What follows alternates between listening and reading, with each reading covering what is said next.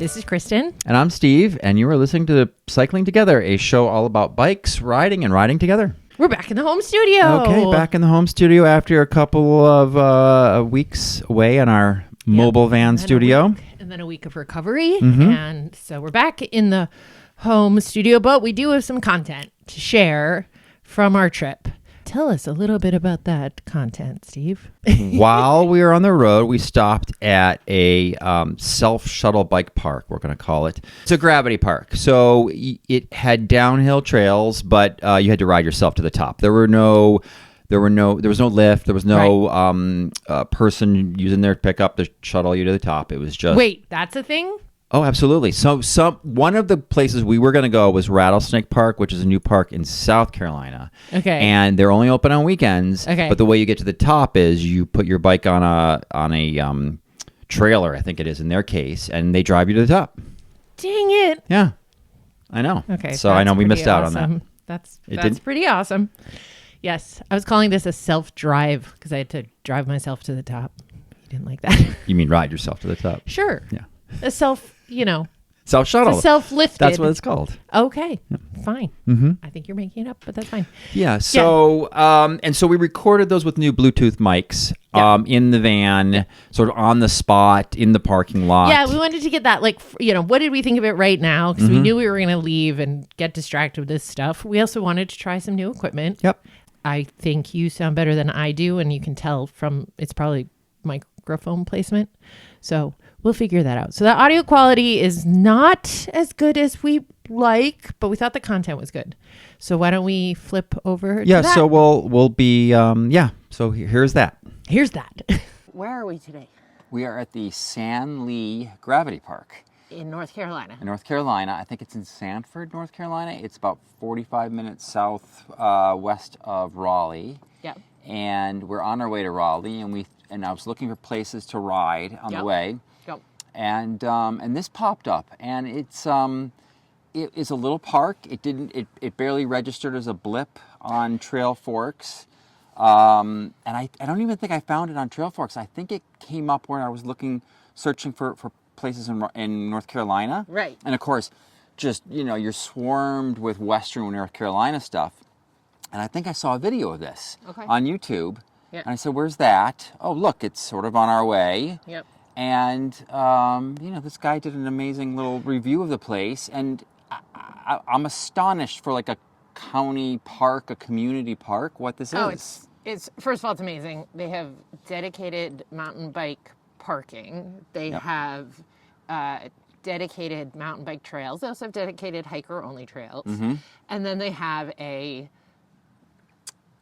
self-transporting gravity park. Yeah, self-shuttled, Self-shuttled. a trail to ride to the top, and then you get to the top, and they have big wood structures, basically 5 different runs: beginner, intermediate, advanced, technical, and expert. And they were flow trails. They were machine-made, berm, jumped, tabletop flow trails. And that's what we actually want to talk about today a little bit, which is, so you want to go to a gravity park, and maybe you think of that as being intimidating. I'm going to start with, this is awesome. I wish we had one of these around us, because... Yeah, just a local place to go to. Yeah. Not a true gravity park. The gravity parks I've gone to, they're lift service. Yeah. So first of all, a little expensive to just take one run. Take one run, and I've dropped how much for a ticket? Right? So what if you hate it? It can be a little intimidating. Where this is, again, DIY. You can go up once. You can go up we did 5 or 6 times, and you're kind of like limited by how much you're willing to pedal, right? Sure. I called it. I didn't find the climb bad. No, but I called it adults sledding, right? Because you zoom and then you're back up, right? Like it felt very familiar.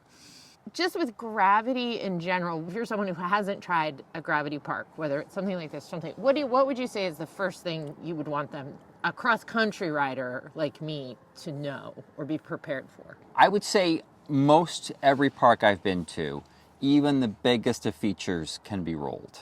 Yes. So speed is not always your friend in a lot of cases. No, they often say, I know when we went to And no matter how good you are, you wanna get yourself warmed up Yes. on the easier trails. Yeah, you want to do the easier trails. Number one is, but I've also read it's like first time you want to scope it, second time you want to ride it, third time you send it, right? Like don't, even if you are the most competent rider, like you still don't necessarily want to go full send the first time you go down No, a trail. a lot of these were blind. Idea. Yeah, because you have no idea what's coming. So scope it, ride it, send it. Is number one. Yeah, a lot of it, I will say I don't jump. And I think that is one perception, is you have to be able to jump. I am trying to get you off the ground, but we're working on it. I'm very gravity bound. But that's the good news, is that you can scrub just about anything. I can scrub the speed off of anything. You are in control. Right. Yes. Right? You are in control. There is nothing that says you have to go full send. That's right. What would you say are the skills that are most helpful to somebody riding at a gravity park for the first time? Whew. Mine's going to be for the level first time. pedals. Oh, level pedals. That's true. Level pedals. Yeah. Level pedals are essential. Yeah. Here's my question. I'm a left foot front, right foot back level pedal person. Yep. Do you swap? Because it gets tired. My right leg gets real fatigued after a while. You asked me that, and I have no idea. So and you didn't think about it after I asked you. And I can't even think if you put me in the spot. I think my left foot's forward. Yeah. But I don't know. It's just natural to me in that regard. In terms of, like, I'm not thinking about that. All I'm making sure is my pedals are level, but that's it. Yeah. And why do we want our levels pedal? Our pedals level? Well, you don't want to clip a pedal on a feature. That gives you the most ability to keep your legs, your knees bent.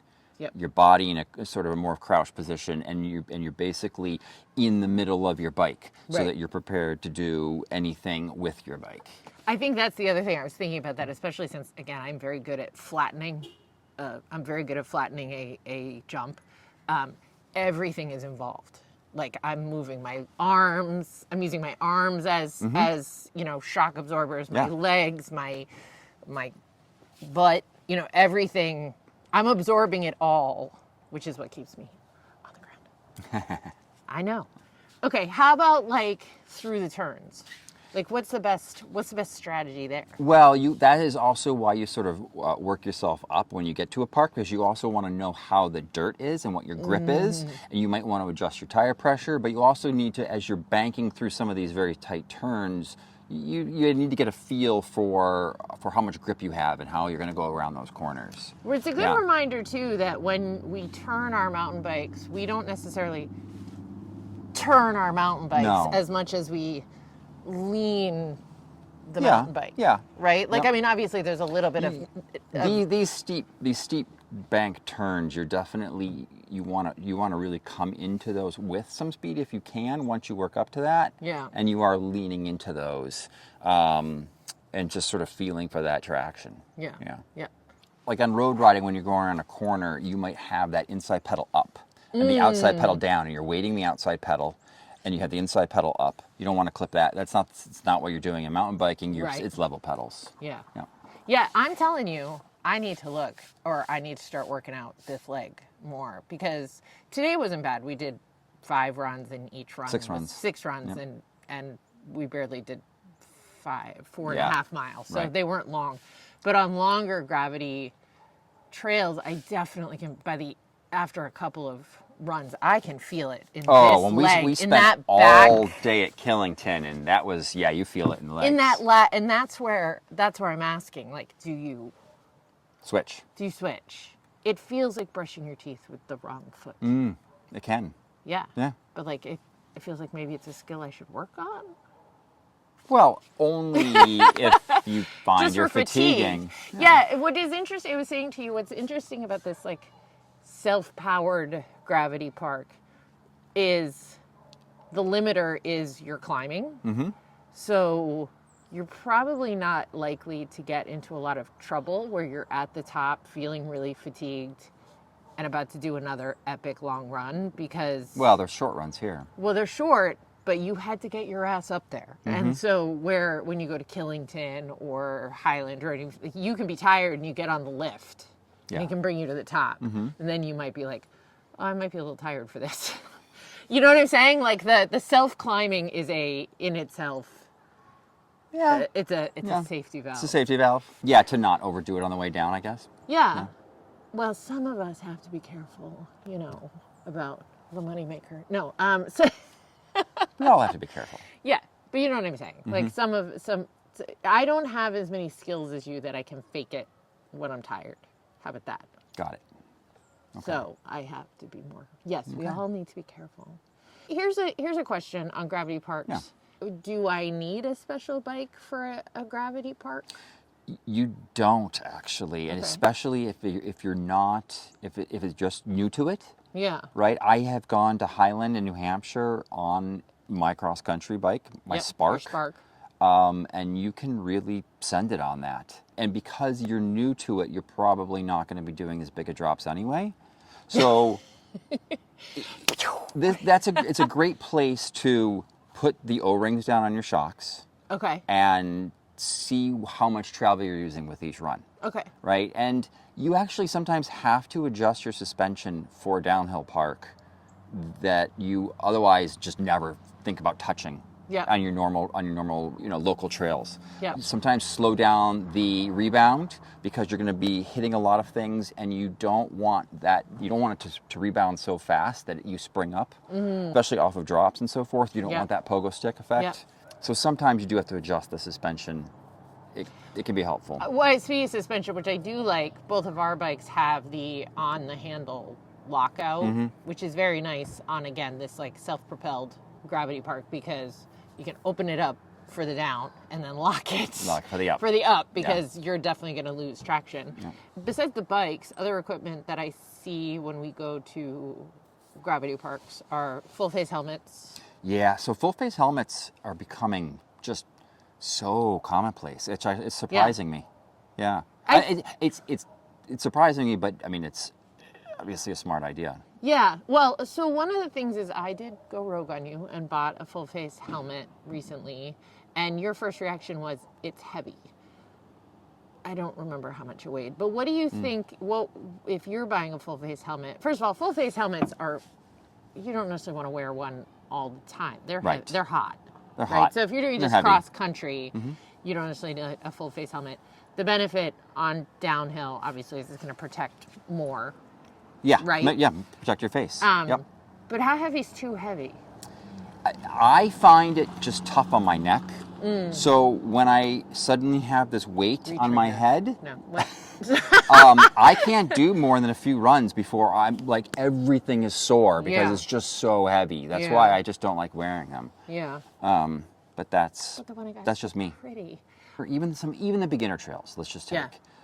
I can have some of the best fun on those because they're just super flowy, and as an expert, you tend to go faster, and then they still include jumps, like tabletops, that you can absolutely launch if you're going fast enough. And they're beautiful. I will say, even as I say I am not a jumper, there are moments where you just have a little bit of speed, you hit that little boop up, and you realize you and gravity are not working together anymore, and it's super fun. You get float. That's how it starts. And then you want more. I do kind of want more. I want it to just happen like that. Like, those are my favorite. When I feel like I'm thinking about it and I'm like, I can't jump, I don't enjoy it as much. But there are moments, as you said, even on the blues, the greens, where you hit it, not hit it, but you're just going up it, and it's not like a natural jump. It's designed to get you into the air. Yeah. So it does. You just kind of float. It's a moment of flotation and then down, and it's a beautiful thing. It is. It is a beautiful thing. Let me just say, gravity parks definitely push me because I am gravity bound. They push my comfort zone. They do, but you seem to love them. I do really like them. And I guess that's what I want people to come away from this, is that you don't necessarily need to be hitting the big jumps. You don't have to hit any of the jumps. You can have a lot of fun at a gravity park and never leave the ground. I wish we have had to a look park like around. this I wish around we had us. a park like this around us, because what's so cool about it is, like, I think if we had a park like this around us, I would be here regularly, and I would be practicing and thinking about doing jumps because they're designed, because you can get used to it. So, yeah, good job, North Carolina. Yeah. This is good park. This is a good park. And we're back. All right. Yeah, so I don't think that'll be the last we talk about gravity parks. Oh, by no, any absolutely. We stretch have a of the couple trips imagination. planned this year, and so we'll be definitely talking about going to Gravity Park, what Yeah. to expect, your first time at a park, things to look for, and all that kind of stuff. Yeah. So that'll be on a future show. Spontaneous. Our next segment we are tackling is a scene while scrolling. This is from, there's a group on Facebook called Mountain Bike Ladies. We ride mountain bikes and drink tea. No, I don't know. And they always have great questions. So somebody posted this, and I thought it would make a great topic for you. So here we Okay. go. I'm curious about what people refer to when they refer to bike travel. I just got a Yeti SB 140, which to my understanding would mean 140 millimeters of travel. However, the front shock seems to have the option to be set for 150 to 160 millimeters of travel, with the rear shock at 55 millimeters of travel. We're going to unpack all that. So her questions are, what is the actual travel of my bike? I have a couple of questions of what she's talking about, because you and I were just talking about a new mountain bike for me. And one of the things you were saying is that this new mountain bike would have less travel. She then says, how do these specs affect the SAG that I should be shooting for? I want to talk about what that means to SAG. Okay. Okay. All right. So she said she got a Yeti SB 140, which she thought meant 140 millimeters of travel. And she is correct when some companies do model names with a number in it, and this is for full suspension, they're always referring to the rear travel. Because the forks can change. So while they, I don't know in the particular case about this Yeti, but it may have a 150 millimeter travel fork, right? Not a 140. But especially when they incorporate the sort of a number like that into the name and they're referring to travel, it's for the rear suspension travel. So when she says her rear shock has 55 millimeters of travel, that's not correct. That's not her rear. That is, well, let's unpack, let's unpack that. Yeah. Okay. So she says the front shock seems to have an option to be set for 150 to 160.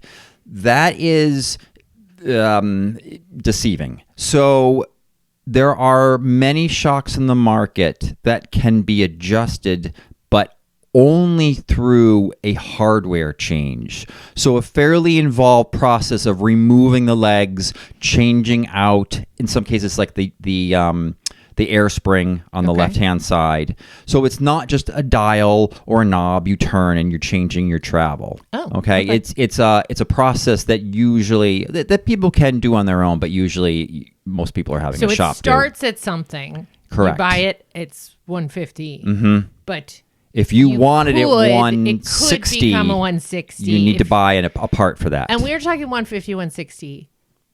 That's how much it squishes up and down? That is how much, exactly. So that is how far the fork travels from the very extended point. Yep. And you're not actually riding at its most extended point. And we're going to talk about SAG. You mean when it's just sitting there when it's just sitting there in your garage, in your garage, fully uncompressed. Yes. That's all the way to where it basically hits a hard stop at the end. That is the full amount that fork or rear suspension can push down. So now just to go to the second part of her point here is the rear shock at 55 millimeters of travel. Rear shocks, they mount in two positions. Like there's a bolt in the front of the shock and a bolt at the back of the shock. And that's how it mounts into your frame. And that's often called the eye to eye. Okay, so that's the total length of the shock uncompressed. Okay. All right. And then there's that part, just like a fork has, which compresses into the body of the shock. Right. All right. And that's where you're sort of getting that compression and that travel. So in her case, she has probably 55 millimeters of travel in the shock. Okay. However, the way suspension frames work, rear suspension frames work, is they have pivot points. and those pivot points multiply the shock travel.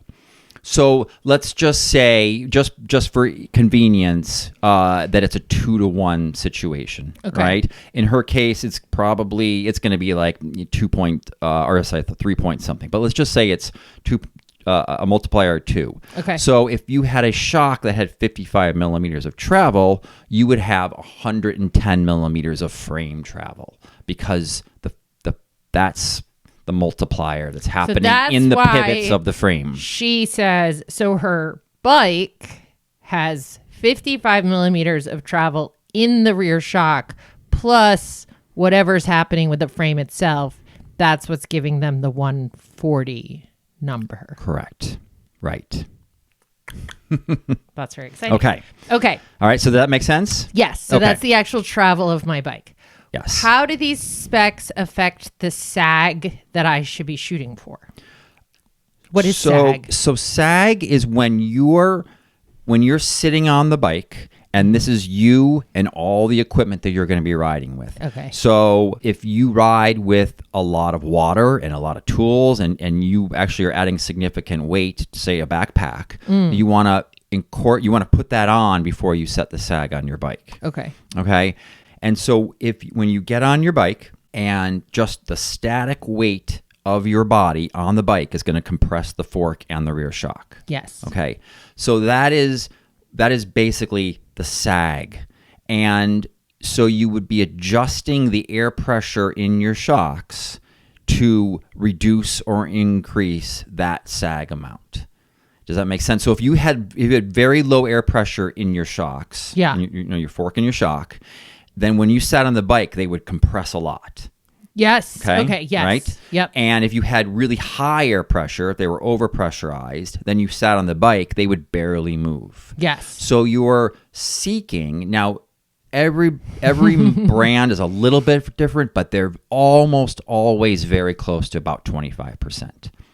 So you want, if you had, let's say a 100 millimeter fork, okay, on a cross country bike. Yes. All right, for ease. And you For math ease. Hey, let's say it's a cross country race bike, and you have 100 millimeters of rear travel and 100 millimeters of front travel. Okay. So 25% of that would be 25 millimeters. Okay. So when you sit on the bike, okay, you want the fork and the shock to compress 25% of that travel. So and they have little O-rings on both the fork and the shock, Yes. or sometimes markers so you can see this. Yep. So when you're basically you're getting on the bike, Yep. right? And ideally, you want to have somebody hold you up. You actually want to bounce up and down a couple times, because you Yes. want to make sure you've broken through any just what's called stiction Okay. in the system. Still not a word, but sure. Right. And then sort of, I like people to sort of be in that kind of stand up ready position. Yeah, on the pedals. I've seen you do this Yeah. where you have someone, So they that- have a new bike, Yep. and we go out into the parking lot, Yeah. and they're not fully loaded necessarily because they've just bought the bike, but you Yeah, get sometimes them, I take that into account based on what they're wearing. okay, Yeah. and you have them, you hold the front wheel, Yes. and you have them Yep. stand over. Okay, Right. so in that loaded but not active, we'll call it position, it's 25%. Percent. Okay. Yes. Yeah. Some brands may be 30%. Okay. Or, this is all a little bit of personal preference, but it's going to be in that range. Right. You're not going to be. There's no bike out there I know of that say 10% sag, and there's no bike out there that say 50% sag. It's all in it's that all 20 in that roughly to 30. 25 to Okay. maybe sometimes 35. Yep. And So these and you can specs adjust don't- that to your preference. So her in that question, range. these specs don't affect the sag she should be shooting for. I mean, it's 25% of whatever it Of is. whatever you're she on. has. Yeah, exactly. And then when you're actually riding the bike and you go over something big, maybe a big, like how much, you shouldn't be tapping out the full. Oh, so all right. Well, the sag exists so that the shocks can uncompress Yes. when you unweight the bike. So when you basically, or think about it this way, when you're going in and out of say roots, the fork has to, in the shock and the rear end of the bike have to be able to go down into that depression. Right. Right. And so you can't just have compression only. The suspension needs to be dynamic up and down. And if you didn't have sag, it would feel horrible. Yeah.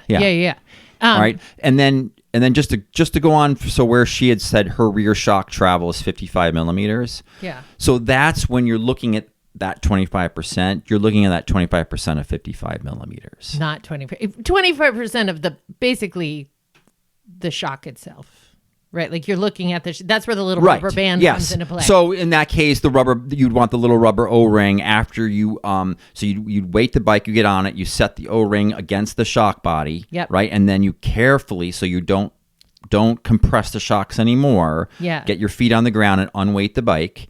And then you've got that gap now where you can see how much the bike had compressed with you on it. Okay. So in 55 millimeters, what's 25% of that? 13, something like that? Yeah, it's 14. Yeah. But you're not like, are you measuring or is it more an eyeballing thing?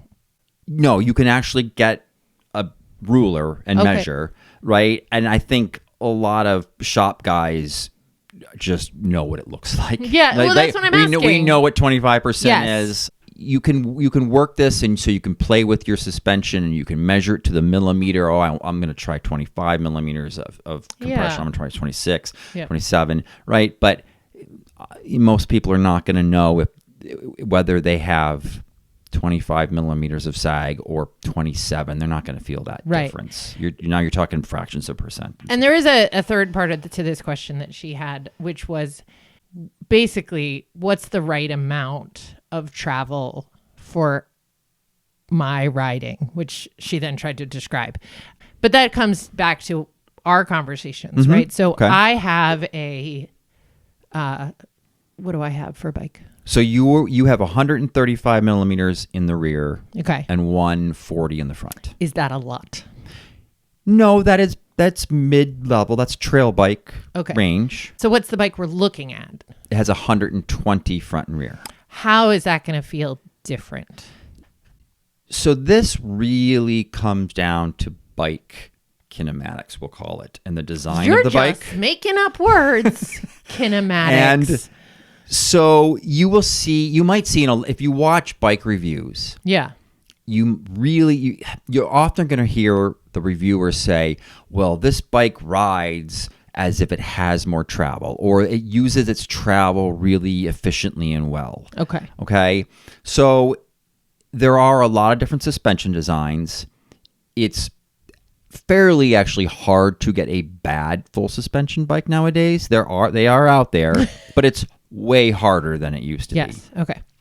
Despite the wide variety of different designs. Right. To the rider as well, both the rider's style, technique, and their own personal body weight. Okay. And again, the design of the frame and how it uses that travel. So there's this thing called progressive or linear travel on bikes. And you can, with a linear travel bike, you can imagine if it takes a certain amount of force to compress the shock, say 10 millimeters, it will take the exact same amount of force to compress, more force to take it 20, the exact same 30, right? But a progressive geometry, as the shock compresses, it takes more and more and more force to get it to go another 10 millimeters. Okay. All right. And so all of that, and then some, and that isn't necessarily even throughout. So it can be a bike could be very lowly progressive in the beginning, and then ramp up at how progressive it is as you compress it more and more. Yep. So all of that has to deal with how the frame overall responds to you. And that is why, in some cases, that you'll find people say, well, wow, this 120 millimeter travel bike just feels so much more cushioned and controlled through all of the big bumps than this 140 millimeter bike, because maybe that 140 millimeter travel bike just isn't really using its travel all that well. Okay. Right? I mean, there's not really not a right answer, but there are compromises when you pick more or less travel. But the bigger the hits you're going to take, and the bigger especially the drops you're going to take. So the more air you're getting, and the more you're going off the ground, you definitely want to have more travel to cushion that impact on the bottom. And the more you weigh, the more you're going to be putting force into that shock, and usually the more you want to have just more travel there in order to work with. Right. And one of the reasons that we're looking at maybe less travel, that you're curious how I'll feel about less travel, is that I don't jump. Right. I don't weigh a lot. Right. And so the upside could be that I have a bike that maybe weighs less too. That if I don't have a bike that's like built for more. So the more travel a bike has, the more the designers think that the person riding it is going to be hitting harder and harder stuff. Right. So usually the burlier and beefier that frame gets. Okay. All right. So the shocks weigh more, often more pivot points in some cases. Okay. They don't rely on what's called flex stays. There's more pivots in the back. And so the frame itself weighs more. They also, the longer as you go up and travel in the forks, in order to handle that compression in the forks have to get bigger. So Fox puts it right on their forks, right? Okay. So a Fox 32 has 32 millimeter stanchions. Those are the upper tubes that basically the fork's compressing into. Okay. All right. That is only found on, say, 100 to 120 millimeter forks for cross-country racing or for lighter duty. Okay. Then they have the Fox 34, which 34 millimeter Fox, right? And those forks will only go up to, I think now, don't quote me on this, they used to go up to 150. I think they've reduced it down to 140. Okay. All right, that's the maximum travel. Okay. And then if you say you want a 150 fork, you have to go to a Fox 36. Right. And then if you want something, say, over 170, 180 millimeters, you have to go to a Fox 38. Okay. Because they expect those bikes are going to take bigger hits, bigger drops, and they need to be stronger forks and stiffer.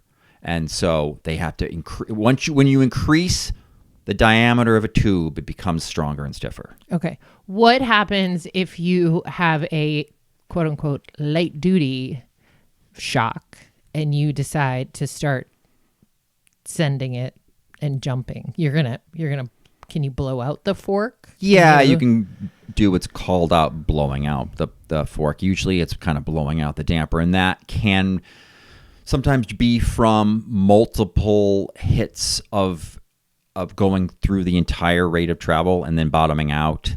Sometimes it can be just from very, very high speed impact compressions beyond what the fork was designed. Right. So we talked about the sag, but then there's the bottoming out. That would be the term for going all the way. Yes, bottoming fully out. Compressed. Yep.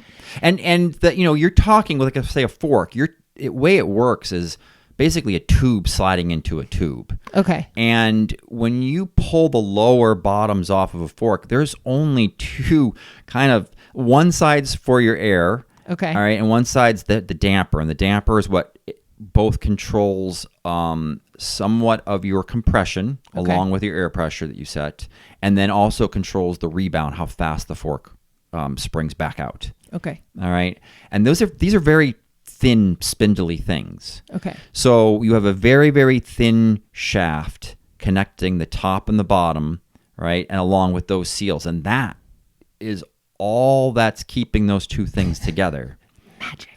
So if you wanted to go out and you did huge big drops and hits on a Fox 32, so not only are you going to probably blow that dampener, right? You're putting a lot, the fork is going to flex inside itself. Okay. So you could also then risk bending things, and you're twisting that whole fork, and that in itself can cause problems. In normal usage, you shouldn't be bottoming out your fork? Like, Yeah, if you're- should you go, it's 25% to start. Yep. Is there a point where you're like 80%, you use about 90%? Like, when do you know your shock is not shocking enough for Well, you? so then a good thing to do is you have that O-ring on the one side, on the one stanchion. Yes. Right? And you're using that to set the sag.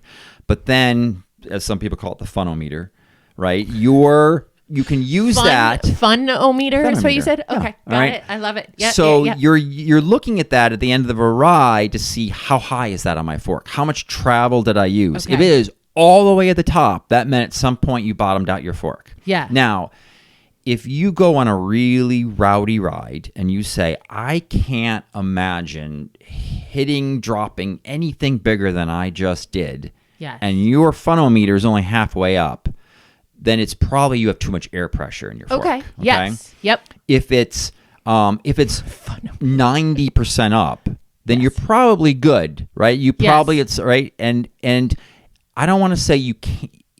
Ideally, on the biggest hit, which might happen once or twice on a really big ride you take, right? Yeah. And you happen to use all your travel, great, right? You are now using all the intended travel that was there. Using all the travel you paid for. Right. Yes. So I think you can see where I'm getting that there. Yeah. Where but if you go out on a ride and just a casual, or I should say an average ride, Yep. and you don't say to yourself, I didn't do as big of a drop as I might do with this place, Yep. or I didn't really hit something as big as, and you're going through all your travel, that is usually just you don't have enough air pressure. Well, there's my next question. You have to, you have to pump up your shock. You do. I have to yes. pump up my tires, and I have to pump up your my shock pressure is based upon the sag. Okay. So as we talked about with the sag, if you don't have enough pressure, then your sag is really high, and if you have too much, it's low. Yeah. Well, you're setting sag on both the rear and the rear shock and the front fork based on your weight, and so if you get on the bike and your sag is 50%, I need more air pressure, so you pump up the fork, check it again with a shock pump. With a shock pump. You can't use I can't use my bike pump for this. Right. Okay. It's a special pump. And so you add more air, and you check it again, and you basically add more air, check it again. A little too much, let a little bit out, and you fine tuning to find that sag point. You can do things in like a front fork, which is called adding air volume spacers. Okay. So this is actually something that people can do by themselves. Okay. And on the underneath the air valve on the top of the fork, Okay. you would let all the air out. Okay. You can unscrew that cap, and these take a special size socket, and ideally a special socket. Just you can use anything, but you can really easily scuff and damage this nut on the top of your fork. Okay. So it's not recommended just throw an adjustable wrench on there, even though it can be done. Yes. Just be very careful if you do it. This is our waiver. And then a lot of forks actually come with just basically these little plastic bits, and they kind of snap into each other. Okay. And you're just adding a couple of those and then putting the whole thing back in and repressurizing. Those are just taking up volume inside the fork. And what they do is they create more progressiveness. Okay. So if you're somebody like say around here, we have a lot of roots and rocks, and you want the fork to absorb all these little bumps and stutters and everything, right? But you also go off of big drops, and you don't want to bottom out your fork. So you might add more of these spacers to make the fork more progressive. So it's still going to be fairly responsive to the stutter bumps through the beginning of its travel. Yeah. But as it compresses. So you hit a big jump, you come down, it's going through all of its travel. As it's compressing, it's now getting harder to compress, so you won't bottom out. Which is a bit protective of the equipment. And it's protective of your equipment. Because these things are expensive. Yeah. We sometimes people come in with their forks and they're leaking fluid. Why are they doing that? Well, usually it's a case that you can see oil on the upper stanchion tubes. Okay. And that's just that the upper seals have failed. They've dried out. They've got a little rip in them. Okay. And so so that's a standard thing in a fork service. If those are if there's any indication that oil's getting by those are just replaced. Okay. How often do you have to have a fork serviced? Or shocks? Both. Now I'm going to say Fox and Rock Shocks because they are on 90% of the mountain bikes we see. But there are others, but those are the two majority. And those are typically what they have called 50-hour service. Okay. So that's where they want that sort of lower service done, where you pull the lower legs off. Okay. You're cleaning everything off. You're cleaning off the grit. You're cleaning the foam rings inside the seals. Okay. Okay. If needed, those seals are replaced. Okay. And then adding brand new oil to those forks. Yeah. So and that just keeps them fresh and will extend the life of them. Is 50 hours a little bit too conservative? It probably is for most people. Oh, okay. Right? But manufacturers can't. They have to. They can't be like, unless you're this kind of rider, but if you're this kind of rider, yes. And if you ride in these conditions, you ride in these dusty conditions and these muddy. They can't do that. They have to give a number, and so that's. Is there a condition that's the right amount? Is it someone who it's muddy, it's dusty? Is there a condition where somebody says the more dirt that is on the front of that fork that has to get basically wiped off by those wipers, and those are there so that dirt on the upper stanchions don't get down into the fork, and contaminate the oil, right? Yep. The more dirt that's there, and the more you go through your travel more often, right? Then the faster that fork will need service. Is there anything day to day, like let's say I want to wash my bike, like do I have to be careful about those stanchions? No. Like there's nothing. Yeah, those. You don't want to scratch them. Back in the 90s, we used to have. Back in the day, right? We used to have rubber boots over those things to protect them. Oh, okay? Cute. And they got rid of the rubber boots at some point. People. The rubber boots would rip and they'd sag and they had like get soft and they'd there's one fall downstairs. Off. Anyway, yeah. Oh, you're absolutely right because we have one downstairs, an old one that's got the. Mm-hmm. Yeah. Yep. Okay. All right. So they did get rid of those boots, and so you do have to be really protective of those upper stanchion tubes. Right. Okay. So you can wash them to your heart's content, but you don't want to say use a wire brush on them or. Honestly, even a stiff nylon brush, I wouldn't necessarily use too aggressively on those. Soft things only. Okay. And so what happens if you scrape up or scratch that upper stanchion too much? Yeah. You now have a spot on there which is not going to seal very well against the rubber. All right, as it pushes into the fork, which means that every time it pushes down into the fork and comes back up, it's going to bring oil with it because it's going to be bypassing that seal. Got it. Yeah. So, a couple little scratches on there I've seen many times. Yes. And I don't see any indication that people are leaking fluid. But like you do have to be careful of that. Yeah. Well, I am excited about the prospect of trying I've had this kind of same travel for a while, so I am. You've had a much longer travel bike for a while, which has been nice. I can ride it anywhere. Right, like I've raced it. I've taken it up to gravity parks. Mm-hmm. I don't bottom things out, so I do. It's a nice all around bike for me, but also I recognize that maybe for it has been, but I think it's majority of my riding, I might prefer something. Yeah, we're gonna give this a try. This is a bike that will be announcing at some point soon, but it does have less travel than you've used, but it's actually much lighter, probably by 5 pounds the whole bike will be. And is known to use its travel very well, and that feels like a longer travel bike, as they say. Interesting. Mm-hmm. I have so many. So I am actually very excited for you to try that and see the difference. Anything else on shocks? SAG travel? Oh, there's probably so much more. You could just go on forever. We'll have but- lots more on this, but I thought it was a great question. Well answered. We'll wrap up with a comment from a friend of mine. I had shared a couple of episodes ago about the person who said, I have to. Oh, would you yes. ski? Would you ski without clipping in? Right. And I'll admit, when we posted the show and then I posted a short reel of it, I was like, I felt so rebellious. Like I was going to say this thing, which was stop shaming people. And she responded to me. She said, I'm glad you posted it. It's important. People should not be shamed for the equipment they choose.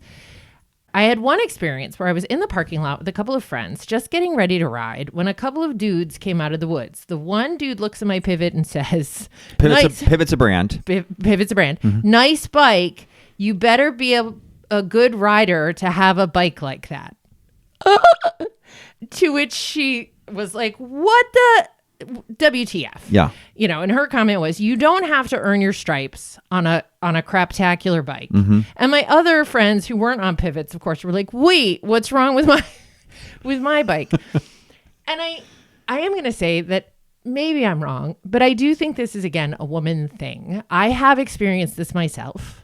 Years ago, I was riding a road bike, a very nice road bike that I owned. I pulled up to this area where we were stopping, and these two dudes. Oh, you were getting snacks. Yeah, I was getting snacks, and I went to lean my bike up against the wall, and these two dudes were like, "Oh, you that's too nice of a bike to lean there. You shouldn't lean it there. You should go put it in the grass." Like, I don't know how to lean my bike against a wall. Right. And then proceeded to ask me if my husband had bought me the bike. And I'll admit, I'm not good with the responses at the moment. Like, I wish I was faster at the responses. Oh, sure. It's an hour later. You think all the good comebacks. Yeah, my friends were like, she's going to murder him. And I didn't. I just was like, no, what? No. I just want to plead with people to stop doing this. Stop. Yeah, guys, don't be that dude who says you better be a good rider to have a bike like that. You better be a good rider. Could you imagine if I walked up to you and was like, "Hey, did your wife buy you that bike? That's a pretty nice bike. By the way, Steve, where's like the shifting? Where's the battery for the shifting? Where is that? Like, these are real things that happened to me with this bicycle. Yeah. Like, what's it made out of? Like, but it was really did your husband buy it for you? Right. And that was before. We've owned the bike shop for over 10 years, but I never said, I own a bike shop. You owned a bike shop. I helped with the bike shop. And when I came back, you actually said, you should have said to him, no, I own a bike shop. Right. And I was like, huh? Right. That would have been so smart of me. I've been so smart. So, yeah, I just need to plead with people. Oh. And I will say, it's stereotypical, but it's dudes. Yeah, it's dudes, and it's dudes to women. And I just, please stop. Do we have anything else for this episode? Should we wrap it up? Let's wrap it up. Cycling Together with Kristen and Steve is a production of Steve the Bike Guy, an independent bicycle shop in Eastern Massachusetts, and Sundin Marketing. If you like the show, please leave a review or share with a friend. For show notes, links, or to leave a comment, question, or topic suggestion, visit CyclingTogether.bike. And you can follow the shop on Facebook, Instagram, and YouTube at Steve the Bike Guy. Thank you for joining the ride. All right, we'll see you next time.